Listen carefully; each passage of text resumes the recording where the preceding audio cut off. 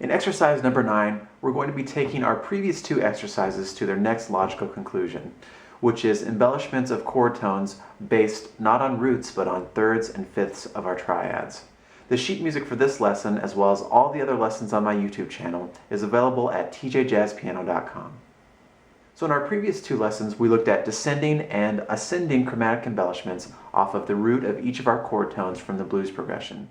So in this exercise, what we're going to do is use the same 4 steps that we used before, which were to play, sing and play, and then sing and ghost, and then sing separately. But we're going to start our embellishments off the thirds and the fifths of each triad from our blues progression.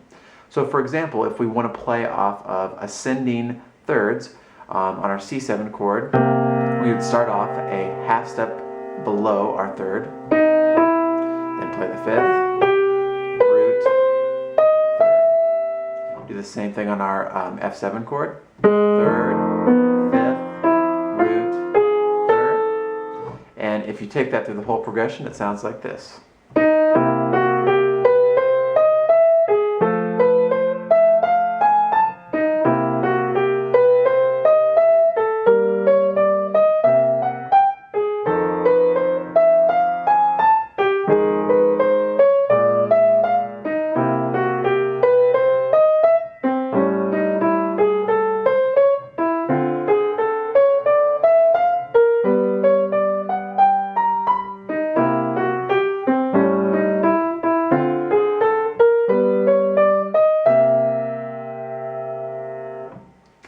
Now the opposite of that would be to play through the same progression but descending off of the third from each of our triads. So for example, over C7, we would approach the third, our E, by a half step above, approach the root by a half step above, fifth by a half step above, third, and then on the F7.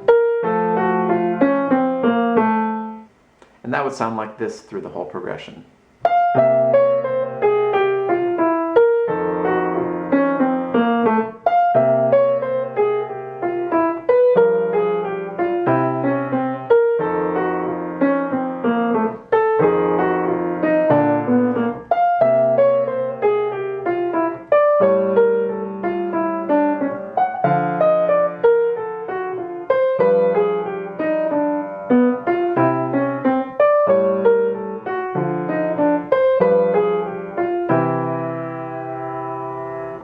And so the next logical step would be to play and sing through all of these same embellishments off the fifths from each of our chords. So for example, if we were going to do ascending from the fifths in the key of C, our C7 chord, approach the fifth by a half step below, root, third, fifth, on our F7, fifth, root, third, fifth, right? And if we wanted to do descending, we would approach each of the chord tones starting on the fifth by a half step above. So for C7, we'd start a half step above the fifth, which is G, then the third, then root, then fifth, over our F7, same thing, fifth, third, root, fifth. And you'd want to sing, play, sing and ghost, and then sing separately. All of those variations, the ascending and descending off the thirds and the ascending and descending off the fifths. You're probably starting to realize that if you want to play through all these variations in all 12 keys, you've got quite a bit of work ahead of yourself.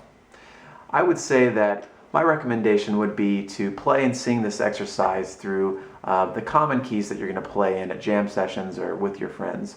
That would be the key of C, F, B flat, A flat, E flat, a lot of the keys that horn players like to play in. And if you can sing and play through those keys, you'll be doing just fine.